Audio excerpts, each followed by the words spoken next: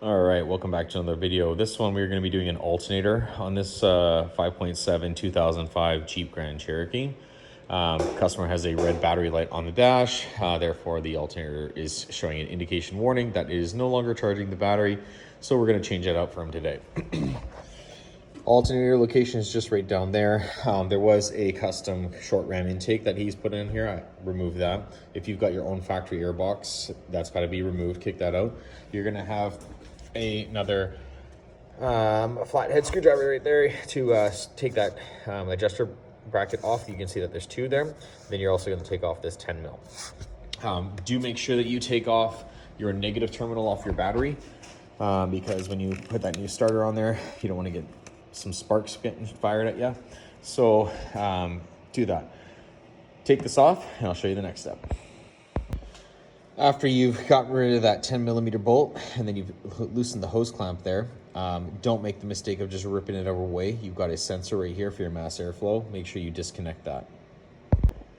All right, once you've got your mass airflow sensor disconnected and you've got your fan kind of box that goes above your fan shroud there removed, you're then going to remove the air box that was on this side here. Once you remove that, there's going to be an 8mm bolt right here. You're going to feel like you're going to break it, but it's actually a pressure clip that's in right there. And then it's also going to be another pressure clip that kind of sits in right there. You're going to remove that. Now you have access to your alternator.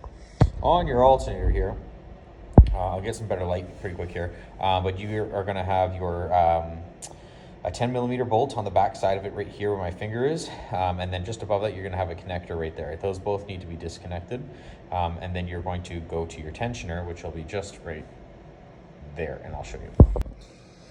All right, so right here below your throttle body, you're going to see the ratchet just right there. That's your tensioner. You're going to be pushing your ratchet this way towards the driver's side tire, and then that will release the serpentine belt, where you can pull it off of your alternator pulley.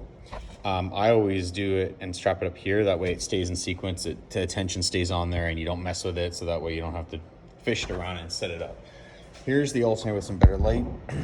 You're gonna need a 10mm socket with an angle ratchet to get that one off there. And then that's just an easy clip right here. There's a pressure tab on the back right here where my index finger is. You're just gonna get that, squeeze it, and you're gonna pull that up, okay? And then angle that one there. That's your next step to do. All right, so this is just a pressure clip top that I've already mentioned that you can take off, okay? Right down here is going to be a 13mm nut. The best thing to do is have an angled ratchet like this and slide it in and break it free. I've already gone ahead and I've broken it free, so now I can just take that nut off. So you got a 15mm bolt that's sitting right up here. You got another one which is just so lovely and conveniently placed right beside this coolant radiator hose that you got to fight with, but it's right where my middle finger is. So you got to get those two off, and then your next step I'll show you. All right, so once you've got the bottom 15mm bolt off, it's tiny. You're going to take off the top 15mm bolt, which is very large, so you easily to tell the big one goes on the top. Your alternator might get stuck in here, so literally just wiggle it around and it will work. Sometimes you might need to use a pry bar, but you keep wiggling it until you can pull it out. When you pull it out, you're going to be pulling it out just nice here through this giant open space that you have. Okay.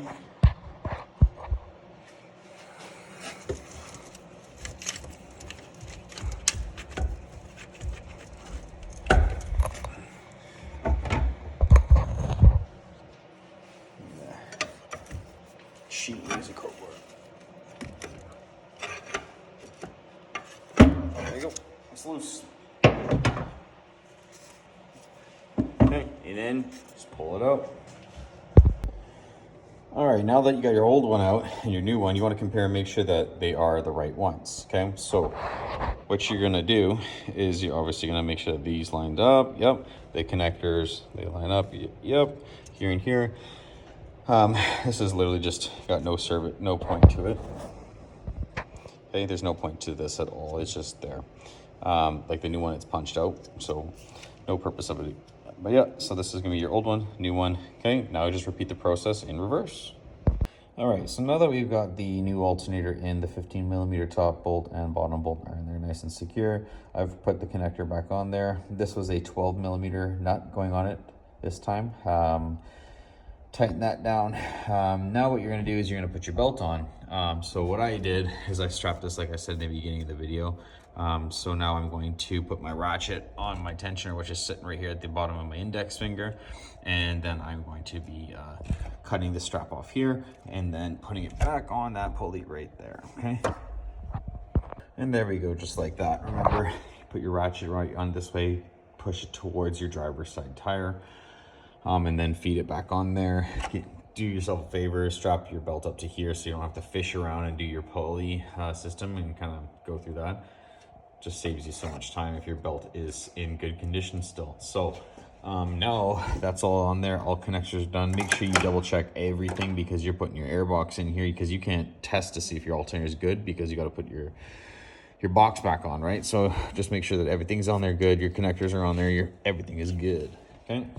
Now put it back together, starting with your air box. All right, so once you've got all this back together, make sure you put your clips back in here if you took this off. If you've got any kind of air box or any kind of thing, make sure that those clamps are all done. You got a 10mm here. You got a hose clamp down here. Don't forget to tighten that guy. Mass airflow sensor sitting right here. Make sure that's connected. PCV hose that's connected to your intake. Make sure that's reconnected there. And that pretty much does it. I just got to put the engine cover on and that's it. But thanks for watching. And if you found this useful to you at all, please comment, like, and subscribe. Your support means everything. So thank you so much for watching. And if you need any help with any other vehicles, just hit me up and send me a message and I'll be happy to do a DIY or a how-to video for you. Anyways, Garage 97, thanks for watching. Have a good one.